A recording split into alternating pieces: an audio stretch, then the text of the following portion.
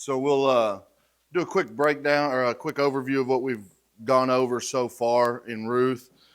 First, in the first part, the family uprooting, we found Elimelech took his wife Naomi and his sons Mahlon and Chilion to Moab from Bethlehem. There was a drought and a famine going on in Bethlehem, most likely due to something that the nation of Israel or the people had done wrong. This was during the time of Judges, and we're reminded many times in the book of Judges that there was no king, and the people did what they saw fit. Every man did what he thought was right in his own eyes. So there was a lot of punishment that was doled out during the book of Judges. So this is a story from then.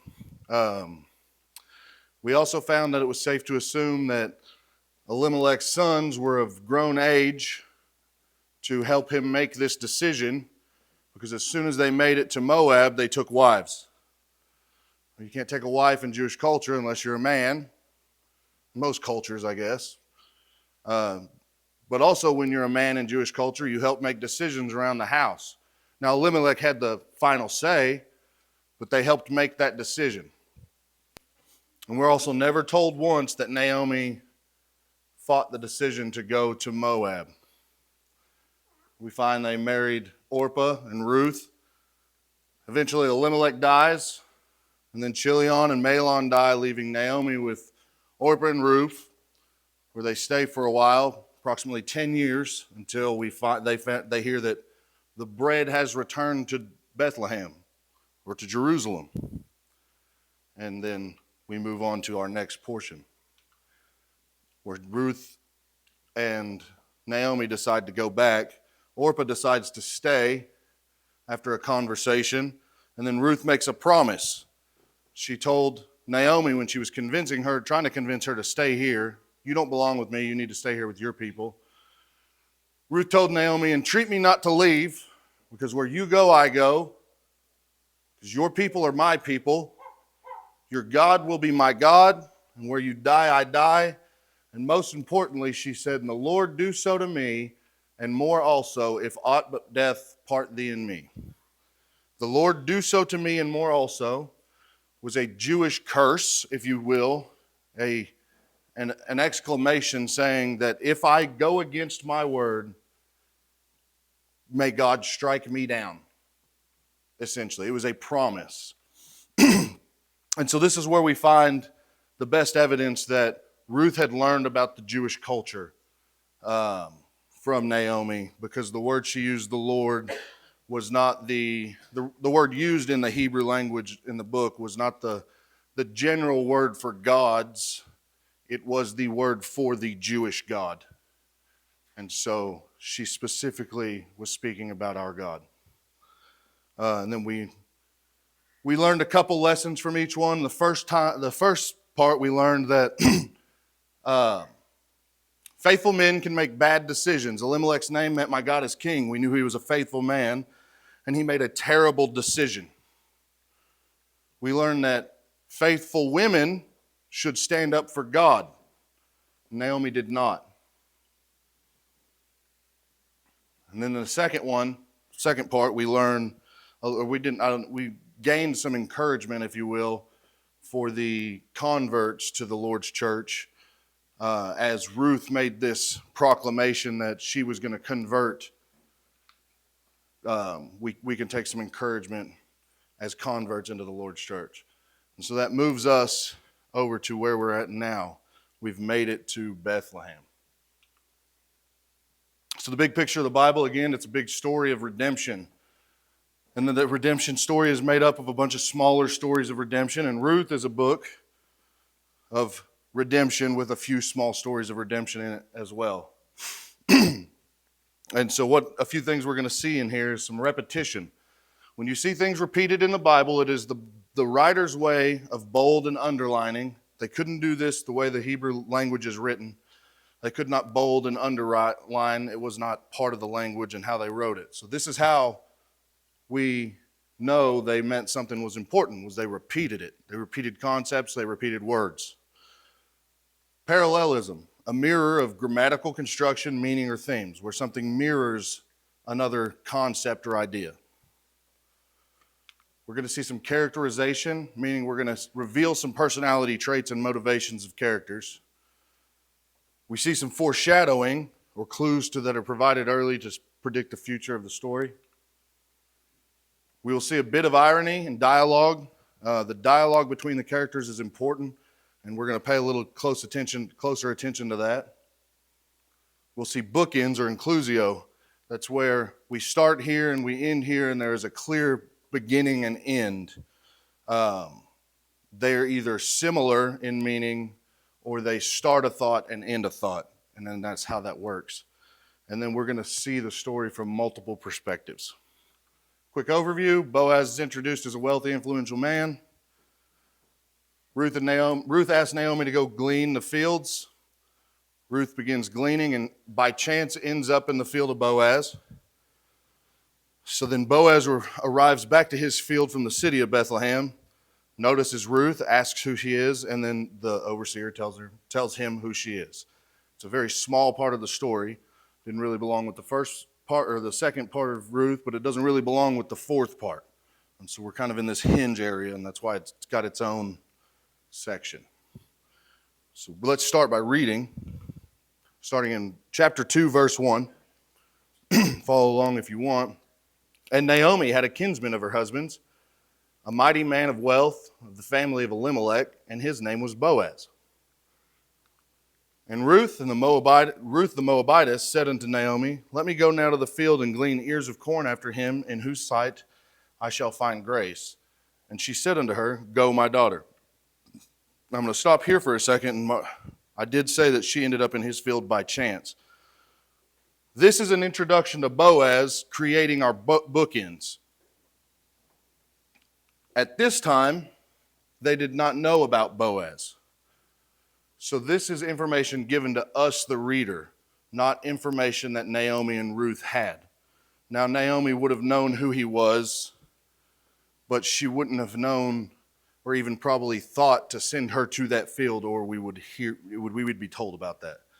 So here when she says, whose sight I shall find grace, she just means, let me go glean the fields of someone who's not going to get mad at me and kick me out. Someone who's going to follow Jewish rules and allow me to glean their fields. Let me go do that for us. And Naomi said to go. So then she went and came and gleaned in the fields after the reaper, and her hap was to light on the part of the field belonging unto Boaz, who was of the kindred of Elimelech. And this is where we know it was just happening. Her hap was to light on the part of the field belonging. She happened to go upon the part of a field belonging to Boaz. She just happened to stop there and begin gleaning. And behold, Boaz came from Bethlehem and said unto the reapers, Lord be with you. And they answered him, Lord bless thee. And then Boaz unto his servant that was set over the reapers, Whose damsel is this? And the servant that was set over the reapers answered and said, It is the Moabitish damsel that came back with Naomi out of the country of Moab. And that's the end of our text. That's where we're going to stop and start analyzing it. So the first thing we're going to look at is the repetition. Twice we see Moabitish damsel. Twice she's referred to as the Moabitish damsel.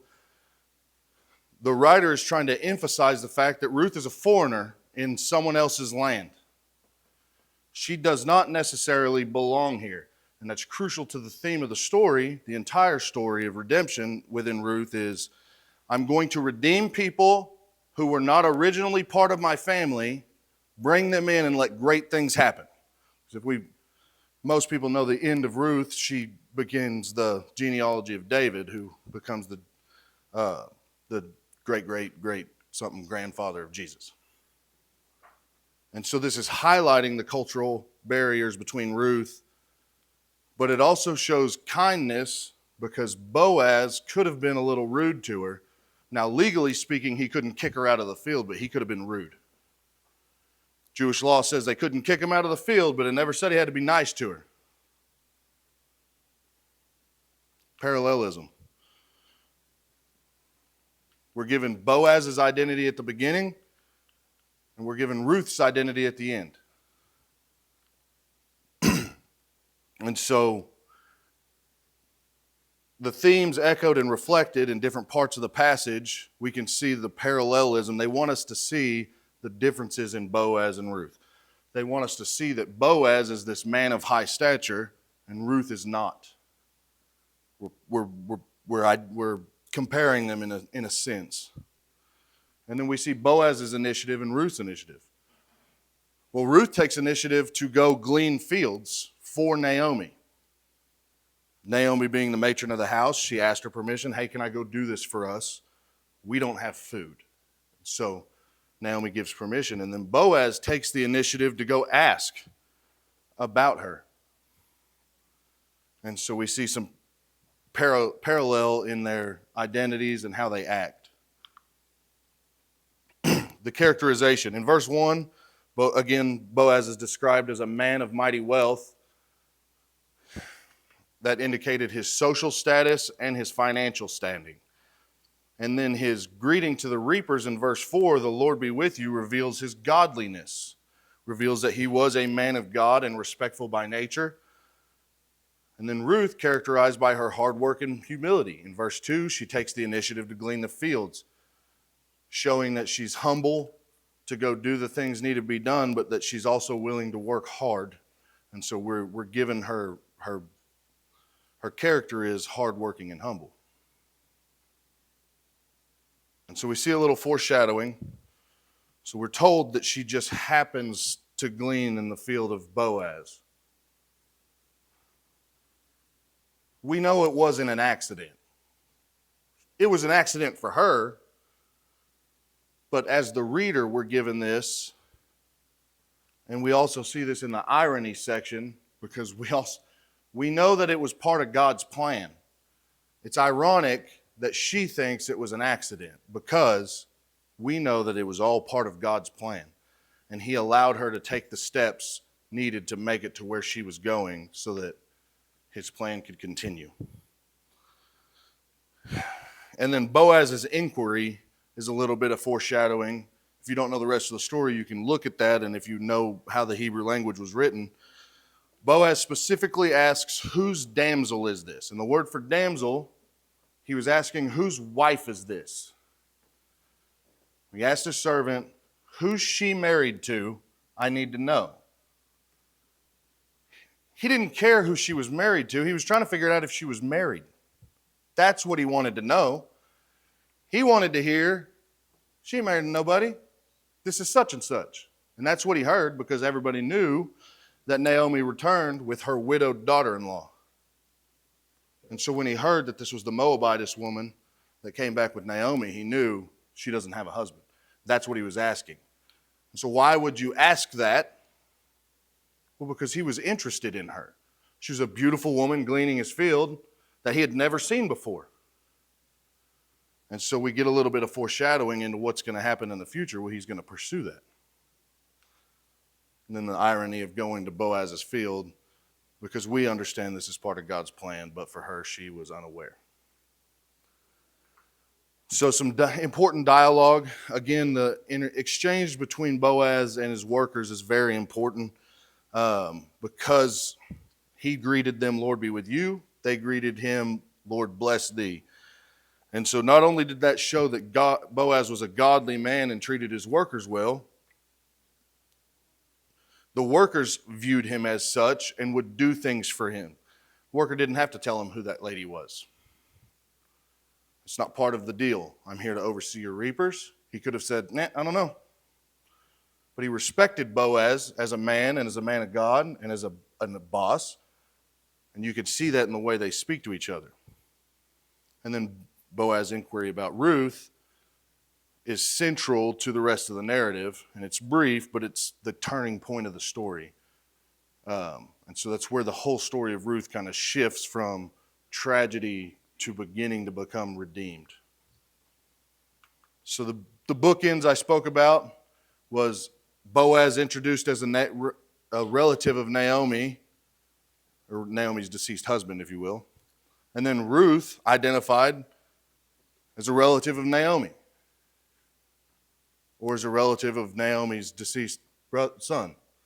So they are mirrored in that sense that they are both relatives to a dead man in Naomi's life. So some perspectives we see. Boaz's perspective, the first appearance of the man in position of leadership and influence. Again, the greeting and the worker's response suggest mutual respect. And we see that he is curious and compassionate. When the question shows Boaz's awareness and attentiveness to his surroundings. And his interest in Ruth is piqued by her diligence to go do that work. So I guess what I'm trying to say is he was diligent to see the things around him. He didn't just blindly walk home. He noticed things as he was walking home, and he noticed there's a woman in my field that I have never seen before. Now, Bethlehem was a large place, but outside of Bethlehem is where the farms were, and they were small communities. And everybody kind of knew who was coming to glean the fields. Everybody knew the widows. Everybody knew the poor people. And everybody knew the homeless people. They knew who they could expect to see gleaning the edges of their fields. And he never expected to see this woman because he'd never seen her before in his life. Ruth's perspective. Again, humility, characterizing her willingness to work, but also her courage as a foreigner. She came to this land as a foreigner, and I touched on this last time I spoke. She came knowing she most likely would not be accepted by most people into this community because she is a foreigner. Worse yet, she's a Moabitess, an enemy of God's people, if you will. They were not supposed to treat the Moabites well. And so she came here seeking God, knowing treatment wouldn't happen, or good treatment probably wouldn't happen. But she still did it, and she still went and gleaned those fields, even though she knew, as a Moabite woman, she probably was going to get treated terribly. So she shows courage. Indirectly, we see a little bit of Naomi's perspective of hope for redemption. She knows who Boaz is, and she knows that her husband had kin out here that could take care of them if they asked. And then there was some encouragement for her to go ahead and go glean. Just in the way she worded it, "Go, my daughter," it's a way of encouraging her to do the things needed. And so again, we're going to look at the servant's perspective, the matter-of-fact reporting. He didn't have to say what he said, but he told him specifically who she was, and he focused on Ruth's identity as a foreigner to relay the important details to Boaz.